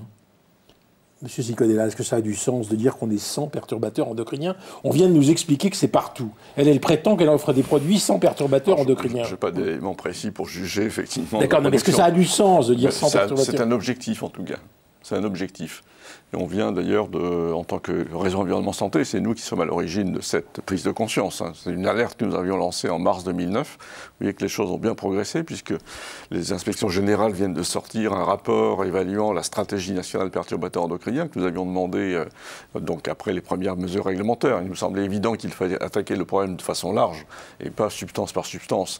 Et donc cette stratégie a été validée, c'est très bien, positif. Donc on continue, on fait une deuxième stratégie, objectif réduire l'exposition de la population. Réduire l'exposition de la population, on va pas juger par les normes, on dit pas on est en dessous de la norme, au-dessus de la norme, on élimine là où on peut éliminer. Donc on remplace là où on peut remplacer. Et donc c'est un grand mouvement de transformation de la société qui est nécessaire parce que ces perturbateurs endocriniens, vous l'avez dit, sont liés aux toutes les grandes maladies chroniques qui explosent actuellement. Non seulement en France, non seulement dans les pays développés, mais dans le monde. Et donc aujourd'hui, il faut s'attaquer à ce problème. C'est un problème immense, mais on a là une possibilité d'avoir des actions efficaces et c'est très bien de faire des produits de ce type. Alors Emma Luche, produits sans perturbateurs endocriniens. Vous racontez des histoires pour montrer que vous faites un effort pour en supprimer un certain nombre. Alors déjà, ce n'est pas nous qui faisons les produits. Mais en fait, nous, en tant qu'association, notre rôle à la base, c'est de sensibiliser les jeunes de 18 à 35 ans sur les liens entre justement tout ce qu'on disait tout à l'heure, les pollutions environnementales, dont les perturbateurs endocriniens, et les maladies chroniques. Et comme c'est un sujet, comme on l'a vu ce soir, qui est un peu anxiogène, on le fait de manière drôle et ludique et toujours en apportant des solutions, en disant voilà, il y a un problème, mais ce n'est pas la fin du monde, vous pouvez changer des choses dans votre quotidien pour améliorer votre santé et l'environnement. Donc pour ça, nous, on s'est rapprochés d'entrepreneurs éco-responsables qu'on sélectionne en fait chaque année avec des membres de notre comité scientifique, qui sont des scientifiques qui soutiennent l'association et qui nous aident à valider nos contenus scientifiques auprès du grand public. Est-ce que vous avez pris M. Ciccodella comme Alors pas expert? encore, mais on s'est rencontrés il n'y a pas très longtemps aux 5 ans de l'association, justement. On était à l'origine, en fait, de l'association au départ. Ah, quand même. Parce qu'en fait, à la base, ça s'appelait l'Appel de la jeunesse, il y a 10 ans. Ça s'appelait l'Appel de la jeunesse. Mais pourquoi seulement la jeunesse? Je ne comprends pas que... à plus de 35 ans, j'ai un tout petit peu plus, on peut penser que les perturbateurs endocriniens sont gênants et qu'il y a un lien entre les perturbateurs endocriniens et les maladies chroniques. Pourquoi vous restreignez à ces jeunes? Alors, on ne fait pas de discrimination, c'est juste que historiquement, en fait, l'association a été créée par des étudiants en ostéopathie suite au décès d'un de leurs camarades de classe d'un cancer à l'âge de 20 ans. Et donc, à cette époque, ils ont rassemblé des scientifiques pour s'interroger sur pourquoi on pouvait mourir d'un cancer à cet âge-là. Ils ont fait le lien avec les perturbateurs endocriniens et en évoluant, on a essayé de s'adresser à un plus grand nombre et en fait, on s'est dit que c'était plus facile de parler à nos pairs. Et donc, en tant que jeunes, on s'adresse à des jeunes parce qu'on sait comment s'adresser à eux. On leur parle de ces sujets-là qui sont pas très drôles, qui sont pas très sympas et sur lesquels ils ont très peu de connaissances et que ça n'intéresse pas forcément. Donc on va parler avec eux sur les réseaux sociaux, on va en parler de manière drôle, on va trouver des façons d'en parler et eux après peuvent diffuser le message. Mais bien sûr, le plus de gens qu'on peut toucher, le mieux, parce que l'intérêt c'est aussi de sensibiliser le grand public. Et M. Ciccodella? La reproduction, c'est quand même une affaire de jeunes, vous serez d'accord avec moi. Ah bah ça y est, vous vous centrez seulement sur la reproduction. Tout à l'heure, on m'a accusé de considérer seulement la reproduction. C'est important, la reproduction, avec tout ce qui se passe pendant la période sensible de la grossesse et de la petite enfance. C'est ça le changement de paradigme du perturbateur endocrinien, c'est que toutes les périodes ne sont pas égales de ce point de vue-là. Alors il y a des effets sur la sénescence, je vous rassure, mais quand même, oui, la diminution de la masse musculaire, notamment pendant la vieillesse, est sous contrôle hormonal, comme beaucoup de choses, mais quand même, l'enjeu vis-à-vis des générations futures, c'est ce que se passe notamment au début de la grossesse, la formation des organes, 6 semaines, qui vont qui vont générer des effets qui vont se révéler à l'âge adulte et qui vont se révéler aussi dans la descendance. On a des effets sur 3 générations. Vous voyez, donc il y a une responsabilité énorme de protéger cette période sensible, qui est la période de la grossesse et de la petite enfance. Alors quand vous avez parlé d'épidémie du cancer du sein, évidemment, on a du mal à suivre le mot épidémie, et pourtant, vous montrez que le cancer du sein, en fait, est dû très souvent à cette question d'altération des hormones. Oui, c'est une des causes majeures, pas la seule, mais ça potentialise les autres causes. Et puis, on est vraiment en présence d'une épidémie. Alors, le mot épidémie, premier sens, c'est les maladies transmissibles. Aujourd'hui, le terme s'est élargi. On l'applique à tout événement considérable, qu'il s'agisse de maladies non transmissibles ou d'autres événements. On peut parler d'épidémie d'obésité, ce n'est pas une maladie transmissible. Voilà. Et vous avez l'impression que cette épidémie des cancers du sein... C'est pas une impression, le mot on pourrait la juguler? Oui, tout à fait. C'est pour ça que j'ai mis effectivement ce titre un peu provocateur, en finir avec l'épidémie, C'était une maladie rare autrefois. Aujourd'hui, c'est la première cause de cancer chez la femme dans le monde, pas seulement dans les pays développés, dans le monde. Ça fait autant de dégâts chez les femmes aujourd'hui dans le monde que le sida. Donc on est effectivement en présence d'une épidémie, une pandémie plus exactement, et on a identifié une grande partie des causes, et donc on peut éliminer, alors pas totalement, mais autrefois c'était une maladie rare, au XVIIIe siècle, il y avait bien quelques cas de signalés, aujourd'hui... Alors quelles sont les causes qu'on peut éliminer ? Les causes que l'on peut éliminer, effectivement, il y a cette contamination chimique par les perturbateurs endocriniens, mais aussi des substances qui ne sont pas perturbateurs endocriniens, c'est un peu plus complexe, les rayonnements ionisants, le travail de nuit, par exemple, on a mis en évidence effectivement ce lien, les rayonnements même électromagnétiques, les champs électromagnétiques, l'alimentation. Alors justement, dans l'alimentation, c'est les perturbateurs endocriniens. Alors, là, pas seulement, mais... Pas seulement, vraisemblablement, peut-être la nature même de l'alimentation va jouer. On a des études épidémiologiques qui le montrent. Est-ce que c'est le terrain qui va jouer, sur lequel on va jouer? La sédentarité. On sait qu'effectivement la sédentarité favorise effectivement donc l'obésité, mais l'obésité c'est aussi en partie la conséquence plutôt des perturbateurs endocriniens. Donc il y a des causes puis des causes des causes. Donc on voit bien que là on a quand même la génétique aujourd'hui n'explique que 5 à 10% de ces cancers du sein. Et quand on regarde, c'est ce que j'ai mis dans ce livre, la répartition mondiale, vous avez des pays qui échappent. Oui, j'ai vu ça. Quelques pays, hein. Mais alors Paris un taux qui en fait le deuxième pays au monde. Les Parisiennes ont 2 fois plus de cancer du sein que les Japonaises. Même système de santé, même espérance de vie actuellement, mais néanmoins sur cette pathologie, une différence aussi énorme. Vous vous rendez compte? Donc pourquoi cette situation? Alors pourquoi cette situation? Eh bien, c'est ce qu'il faudrait comprendre. Qu'est-ce qui fait que la France est dans les premiers pays? Le premier au monde, c'est la Belgique. Vous voyez? Alors, parce que vous pensez, le Danemark. Et quand vous dites ça, parce que j'ai lu votre livre, en fait, vous laissez entendre que c'est quand même en partie les perturbateurs endocriniens oui, bien sûr. qui sont responsables. Bien sûr. C'est en grande partie le mode de vie occidental. Dans la sédentarité, c'est ce qui s'est développé au cours des dernières décennies. Ça, c'est pas les perturbateurs endocriniens. Non, c'est un ensemble. C'est pour ça que le concept le plus large encore, c'est effectivement l'ensemble des stress qu'il faut regarder, ce qu'on appelle le concept de la DOA, de l'origine développementale de la santé et de la maladie. C'est cet environnement, alors qui a produit effectivement une amélioration du niveau de vie dont on bénéficie, mais qui a produit aussi une face cachée. Et ce qu'on est en train de découvrir, c'est la face cachée. Et cette épidémie de maladie chronique, c'est la face cachée. Mais c'est intéressant de savoir pourquoi précisément au Japon, il y a moins de cas. Parce dans les années 70. Ils ont un régime alimentaire qui est très différent du nôtre, avec beaucoup de poissons. Or, moi j'ai cru comprendre que le poisson était quand même aussi un capteur de perturbateurs. Ça, oui. Donc c'est très compliqué. Dans les années 70, les études sur les migrants japonaises à Hawaï montraient que lorsqu'elles passaient effectivement à Hawaï, le taux de cancer du sein était multiplié par 4. Ça se rapprochait du taux des Américaines, des blanches en fait. Mais à l'époque, le rapport était de 1 à 6 entre japonaises et nord-américaines. Aujourd'hui, il est de 1 à 2. Le mode de vie occidental s'est répandu au Japon, et donc les japonaises sont en train de rejoindre les françaises et les américaines. Donc, à contrario, adoptons le mode de vie japonais. Adoptons le mode de vie des Japonaises d'avant-guerre, vous voyez. Donc, alors, il faut trier, évidemment, parce que c'est pas aussi simple que ça. Qu'est-ce qui fait que, dans ce mode de vie, quels sont les éléments qui ont généré ces maladies chroniques? Alors, je vous retourne la question, parce que finalement, on ne sait pas très bien. Ben, c'est très simple, le bisphénol A, prenez le bisphénol A, parce que cette molécule a été très étudiée, très emblématique des perturbateurs endocriniens, inventée en 1953. On fait une matière plastique qui s'appelle le polycarbonate, on va avoir l'idée stupide d'en faire des biberons. On sait déjà que c'est une hormone de synthèse à l'époque, ça a failli devenir un médicament. Bon, ça n'a pas marché, on a pris le distilbène, on sait ce que c'est que le distilbène aujourd'hui, les conséquences. On a fait une matière plastique. Les conséquences, c'est des enfants mal formés, etc. Et surtout des difficultés à avoir des enfants. Et les cancers du sein chez les femmes. Bon, ça double le taux de cancer. Et les malformations génitales chez les petits-fils. Chez les petits-fils, sur 2 générations. Et donc, et le bisphénol, c'est le cousin germain du distilbène. Exactement. Enfin, le distilbène, aujourd'hui, est interdit, heureusement. Oui, sauf que le bisphénol ne l'est pas. Il l'est que partiellement.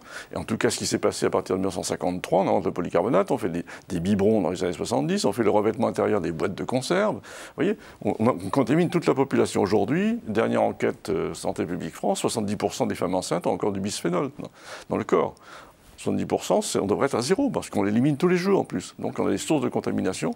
Même chose sur les phtalates. Et on a effectivement toutes ces substances qui ont envahi notre environnement, qui n'existaient pas dans l'avant-guerre. La grande mutation, c'est l'après-guerre. Les pesticides, on a une étude qui est parue récemment, Berkeley, étude de santé publique de Berkeley, un suivi pendant 52 ans des femmes. On a une cohorte de 9300 femmes, on connaît le dosage en DDT des mères. 52 ans après, celles dont les mères étaient les plus contaminées ont 4 fois plus de cancer du sein. Moi, je suis parti de cette génération DDT. On s'amusait à tuer les mouches avec le phytox. Toute notre génération l'a fait. On s'est intoxiqué, tout le monde, et aujourd'hui, on paye les conséquences de ça. Cette contamination générale. Chez les garçons, on observe un taux de cancer du testicule plus élevé. Chez les filles, cancer du sein. Vous voyez, on est en train de comprendre. Vous écrivez que, en fait, les politiques publiques, c'est la manière de faire reculer les causes de ces maladies, oui. Et qu'il faut que les politiques publiques soient plus fermes. Oui. Moi, j'ai lu ça chez vous. Vous allez dire à tous les Français d'arrêter d'user du Flytox? C'est fini, c'est interdit depuis 1972. Si, non, le DDT c'est interdit. Mais effectivement, il faut faire le ménage dans les pesticides, oui, bien sûr. Il faut, ça s'appelle l'alimentation bio, vous voyez. On a inventé une alimentation qui était l'alimentation traditionnelle d'ailleurs. Mais on a inventé l'alimentation sans pesticides. On est en train d'inventer des matières plastiques aussi, sans polycarbonate, voilà, on fait des matières plastiques à partir d'amidon.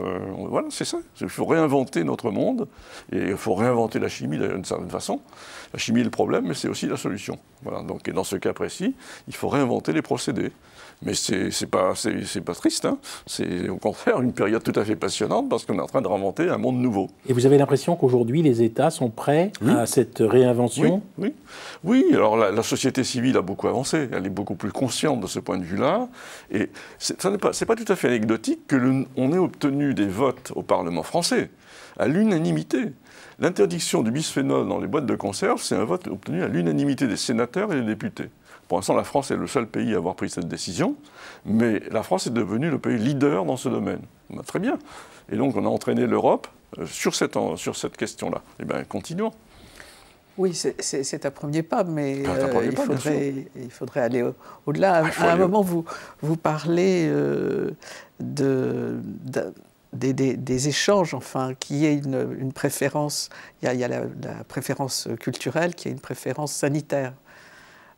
C'est-à-dire qu'on s'oppose à des importations de produits qui ne seraient pas conformes à notre règle. Je ne sais pas tout à fait le mot préférence, mais, non, c'est pas mais effectivement, bien sûr.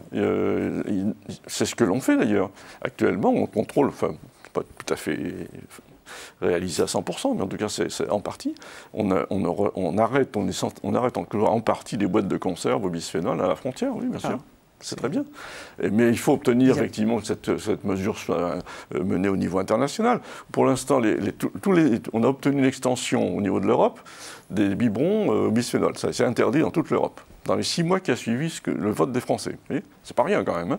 Mais actuellement, un nourrisson américain, un nourrisson africain, ou asiatique d'ailleurs, il a le droit, entre guillemets, de s'intoxiquer avec son biberon. Donc c'est tout à fait absurde. Donc ce que l'on demande, puisque la France a pris le leadership, c'est qu'à l'Assemblée générale de l'ONU, puisque l'Assemblée générale de l'ONU en septembre prochain va débattre de la réponse de la communauté mondiale à l'épidémie mondiale, ce sont les termes de l'OMS, des maladies chroniques, on demande à ce que Emmanuel Macron aille à la tribune et explique qu'il faut effectivement protéger les nourrissons de l'ensemble de la planète et que le mot perturbateur endocrinien soit prononcé à la tribune de l'ONU. Voilà. Alors vous dites l'exception sanitaire, excusez-moi. Oui, tout à fait, on peut reprendre cette expression-là. Oui. Alors vous dites à la fois non au fatalisme, donc finalement c'est pas fatal qu'on soit intoxiqué par les perturbateurs endocriniens, et vous dites non à l'agnotologie. Alors l'agnotologie, c'est-à-dire au fond la fabrication intentionnelle d'ignorance. Il y a des gens qui fabriquent intentionnellement de l'ignorance. Alors vous visez qui ? Vous visez les lobbies. Oui, je suis auditionné par l'Office parlementaire là, sur ce sujet, sur de l'expertise, bien sûr. Quand on a lancé l'alerte sur le bisphénol, on a combattu effectivement un processus agnotologique qui est effectivement monté par l'industrie chimique, des matières plastiques, qui expliquait qu'il n'y avait aucun problème avec le bisphénol. Comment ils y sont pris ? Ils ont dit, voilà, il y a une méthode, il y a une façon de faire les études qui s'appelle les bonnes pratiques de laboratoire. C'est un référentiel qui date des années 70, totalement dépassé, puisqu'on teste les fortes doses. Or, le problème avec les perturbateurs endocriniens, c'est que les effets surviennent à faible dose. Et donc, ils ne voyaient rien, et on dit, mais on ne retient que les études menées sur bonnes pratiques de laboratoire. Quand j'ai regardé la littérature, on avait déjà 300 études à l'époque sur le bisphénol, 95% des études disaient qu'il y a un problème, et 5% menées par l'industrie des matières plastiques disaient qu'il n'y a pas de problème parce qu'elles avaient suivi ce protocole. Alors ça, c'est un processus d'agnotologie. Ça a l'apparence de la science, et en fait, c'est une fumisterie. Alors vous, Emma Luche, vous luttez contre l'ignorance en essayant de mettre des chercheurs comme André Cicolella en contact avec des jeunes. Ça se passe sous forme de conférences ? Alors, il y a 2 types de formats. Donc déjà, comme vous disiez tout à l'heure, il y a beaucoup d'informations qui commencent à être disponibles, mais elle n'est pas portée au grand public. Donc nous, on fait cette communication. Donc déjà, de vulgariser un peu la science, parce que c'est des jargons qui ne sont pas très compréhensibles auprès du grand public. Donc ça, on le fait sur Internet, notre site, des campagnes web. Et ensuite, effectivement, on organise des rencontres physiques où on invite des jeunes pour assister à des conférences avec des membres de notre comité scientifique, donc sur un sujet qui touche les perturbateurs endocriniens. Nous, on aborde plusieurs thématiques. On essaie vraiment d'étudier tous les biens de consommation. Donc, on parle d'alimentation, on parle de fertilité. On parle des plastiques, on parle des cosmétiques, des ondes électromagnétiques, de la pollution de l'air, de la pollution de l'intérieur. Voilà, on essaie vraiment de s'attaquer à tous ces sujets-là et de faire des conférences en invitant donc, un expert et des conférences au cours desquelles donc, les jeunes ensuite peuvent poser leurs questions. Et souvent, on essaie d'inviter aussi des entrepreneurs qui sont aussi membres de la Réjouisserie, qui proposent donc des solutions concrètes pour que les jeunes et puis les plus vieux aussi sont bienvenus, puissent changer concrètement en fait, leurs pratiques de consommation et les clés en fait pour pouvoir le faire. André Cicolella, vous vous considérez comme un lanceur d'alerte ? Ah oui, mais il se trouve que je suis même à l'origine de la première jurisprudence de la Cour de cassation sur la protection des lanceurs d'alerte. Parce que ce combat, je le mène depuis quelques décennies, et ça m'a valu d'ailleurs d'être licencié par un employeur que j'ai eu jusqu'en 1994, parce que j'avais organisé un colloque qui justement faisait le point sur une famille de substances qui étaient toxiques, qui maintenant fait partie des grands perturbateurs endocriniens d'ailleurs. Et quelles substances ? Les éthers de glycol, c'était une famille maintenant classée dans les premières vraiment substances. Les éthers de glycol, il y en a dans... Alors, c'était une partie de la famille, voilà. Mais j'avais fait un colloque. Et qu'on absorbe où, dans quoi ? C'était les produits utilisés dans l'eau. Voilà, dans les peintures à l'eau, les solvants à l'eau. Et ça marche. Ça marche parce qu'il y avait cette famille dont on ne parlait pas, mais qui était pour une partie des substances tératogènes, et on sait aujourd'hui que ce sont des perturbateurs endocriniens. J'ai été licencié pour faute lourde 15 jours avant le colloque international que j'organisais sur le sujet, parce que processus d'agnotologie, là c'était le processus brutal, on supprime la conférence scientifique qui faisait le point sur les connaissances. Donc voilà, la Cour de cassation a estimé que ça n'était pas acceptable et que j'avais eu raison effectivement de mener ce combat. Et première jurisprudence, on a le principe de subordination ne s'implique plus quand il y a un enjeu de santé publique. Eh bien, ça a donné suite aux différentes lois qui ont suivi sur la protection des lanceurs d'alerte. Alors vous êtes lanceur d'alerte, mais on peut dire qu'aujourd'hui, le Parlement européen, par exemple, a du mal à avancer dans le domaine des perturbateurs endocriniens. Alors vous devriez les saisir parce qu'il a rejeté, ce Parlement européen, le projet de réglementation de la Commission qui a été jugé trop laxiste. Oui, enfin ça dépend un peu. Mais sur le fond, la question pour moi est réglée puisque la Commission européenne a repris la définition de l'OMS de 2002 et après c'est une affaire de technique. Alors je dis pas que c'est secondaire, mais le principe. Le principe est acquis, vous voulez dire au niveau de la Commission européenne. Oui, enfin ils ont été obligés parce que ils ont pris cette décision avec 3 ans de retard. Mais le Parlement européen, lui, avait été beaucoup plus loin. Après, effectivement, on peut mettre des garde-fous sur les preuves à apporter. Voilà. Mais ça, je considère que c'est du second ordre. Voilà. Parce qu'après, effectivement, ce qui est déterminant, c'est la prise de conscience de l'opinion et les changements que l'opinion était capable d'impulser.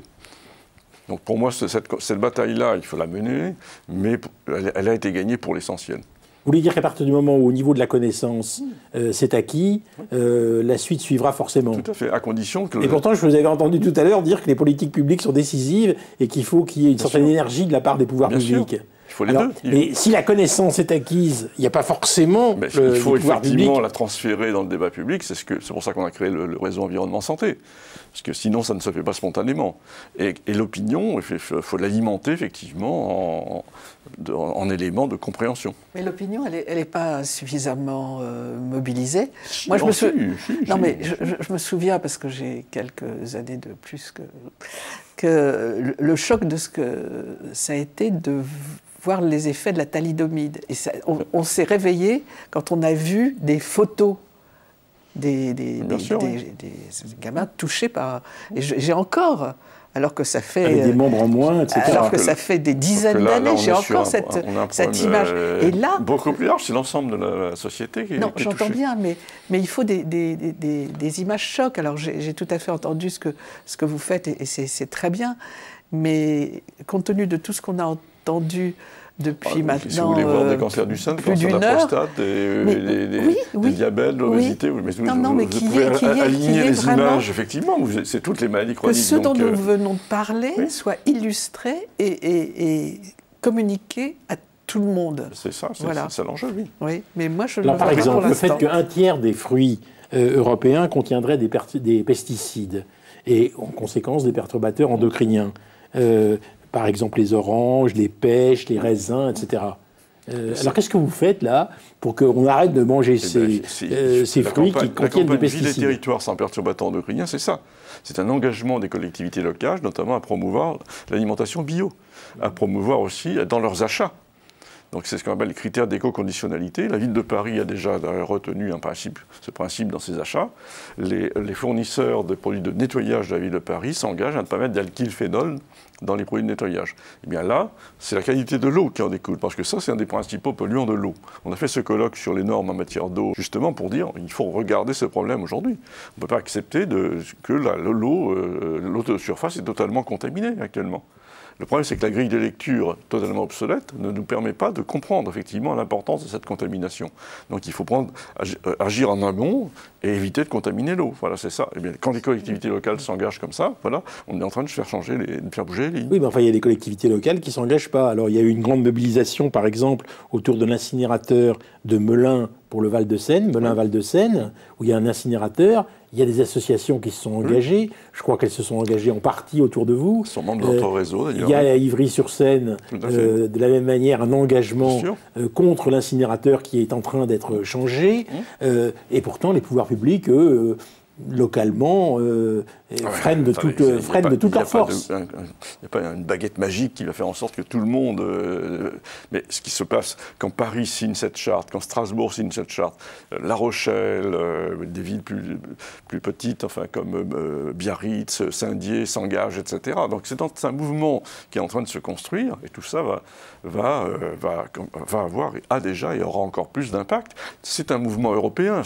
Stockholm, un réseau organisé organisé autour des villes de la Baltique. Il est membre aussi de ce réseau européen. Madrid, les villes espagnoles ont signé une charte qui est à peu près la même. Vous voyez, tout ça est en train de bouger. C'est pas rien quand même. La société civile s'organise et les collectivités locales sont des leviers pour amplifier le phénomène. C'est pas rien.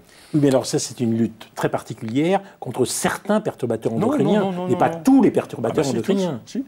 Si. Alors ça va prendre un peu de temps, effectivement. Il suffit pas de vous n'allez pas me dire que toutes les municipalités sont conscientes de l'existence de la totalité des perturbateurs endocriniens dans notre environnement. Une ville comme Paris, c'est pas... Mais qu'est-ce qu'elle a dit?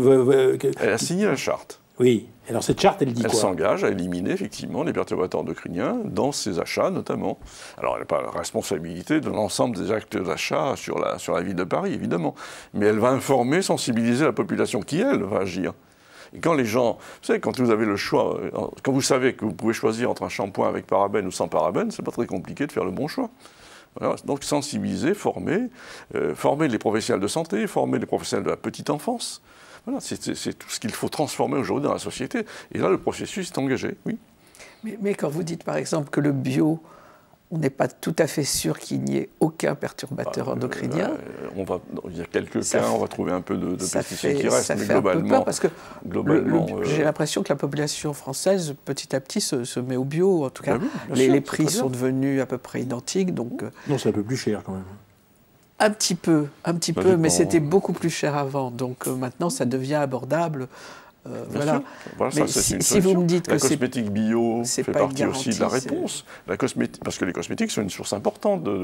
Le principal le fixateur de parfum dans la cosmétique industrielle, c'est un phthalate. Donc on a une contamination à 100% des femmes enceintes par les phtalates. Voilà une source qu'on peut éliminer assez facilement. Dans les Maluches, par exemple, les jeunes, vous leur dites il faut choisir ses produits de beauté, il faut choisir ses légumes, il faut choisir ses fruits. Voilà. Vous leur dites ça? Voilà, en fait, on leur dit, par exemple, pour changer vos habitudes, vous pouvez vous baser sur certains labels, sur des cosmétiques. Ensuite, on leur propose, par exemple, des solutions concrètes en leur disant, nous, on a vérifié ces produits-là, donc vous pouvez y aller parce qu'ils sont garantis par Génération Cobaye, donc d'être sains, donc il n'y a pas tous ces produits toxiques là-dedans. Ou alors, par exemple, pour les cosmétiques, on fait aussi des ateliers do it yourself, qui sont donc pour apprendre aux jeunes à faire eux-mêmes leurs cosmétiques, leurs produits d'entretien, avec des produits sains et souvent avec très peu d'ingrédients pour leur montrer en fait que des fois, pour prendre soin de sa peau, pour prendre soin de ses cheveux, il n'y a pas forcément besoin de beaucoup d'ingrédients. On leur apprend aussi à comment lire une étiquette. On leur apprend ce que c'est qu'une liste INCI, qui est justement une liste internationale qui est obligatoire sur les cosmétiques. Et donc de regarder en fait les 5 premiers ingrédients, et si les 5 premiers, il n'y a pas d'actifs et qu'il y a des produits soupçonnés dangereux, en tout cas, on leur dit vous passez votre chemin et vous choisissez autre chose. Enfin, voilà, il y a plein de... André Cicolella, il y a beaucoup d'associations qui travaillent comme ça, au fond, dans la suite du lanceur d'alerte que vous êtes. De plus en plus. Enfin, nous, on regroupe un certain nombre d'associations, et c'est intéressant, des associations de malades. Mais des associations environnementales? Oui, d'associations qui se sont regroupées autour d'une maladie, par exemple, l'hypersensibilité chimique ou électromagnétique. Plus récemment, l'association qui s'est créée autour de l'infertilité, qui s'appelle BAMP, on va faire un colloque à Toulouse sur le thème « Y aura-t-il encore des petits occitans en 2040 ?» parce que c'est la région la plus impactée, effectivement, par le sujet. Parce qu'en 2040, si ça continue, il n'y a plus personne. Donc voilà, on va mettre ça dans le débat public. Alors tout à l'heure, on avait M. Thibault qui disait il ne faut pas alerter de façon excessive. C'est pas excessif. Et annoncer des dangers qui seraient trop importants. Est-ce que c'est pas ce que vous êtes en train de faire? Non, absolument pas. En disant qu'il n'y aura plus de petits occitans. La question, il faut poser la question. Si on veut éviter effectivement que la chute continue. Voilà. La chute a été extrêmement spectaculaire, c'est moins 40% sur Toulouse. Moins 40% en 16 ans. Vous vous rendez compte ? De fertilité ? De baisse de la qualité du sperme. La fertilité, c'est passé de un couple sur 7 aujourd'hui à un couple sur 5. C'est un problème majeur pour les jeunes générations. Donc, dans ma génération, c'était plutôt l'inverse que l'on craignait, quoi. C'était effectivement, là, c'est l'inverse. Vous vous rendez compte le bouleversement que ça représente ? Donc, il faut effectivement agir. C'est pas des questions à prendre à la légère. C'est pour ça qu'il faut parfois trouver des formulations pour alerter l'opinion, oui, bien sûr. En espérant, et je pense que c'est ce qui se passe, qu'il y ait une prise de conscience, je ne doute pas que Toulouse se déclare sans perturbateur endocrinien, ce qui va booster cette campagne. Merci à tous les deux. Alors je rappelle que les livres de André Cicolella sont essentiellement Toxic Planet. C'est un livre qui fait vraiment le bilan de ce que c'est que le scandale invisible des maladies chroniques, donc dû aux perturbateurs endocriniens. Et puis, cancer du sein, en finir avec l'épidémie. On a vu comment c'est lié aussi, c'est au petit matin, et comment c'est lié aux perturbateurs endocriniens. Et puis, notre environnement, c'est notre santé. Et puis, le prochain, ce sera les perturbateurs endocriniens en accusation, avec un focus cancer de la prostate et reproduction masculine. Il n'est pas paru, celui-là. Non, les perturbateurs... mois de mai. Au mois de mai. Voilà. Ainsi se termine notre émission consacrée aux perturbateurs endocriniens. Au revoir.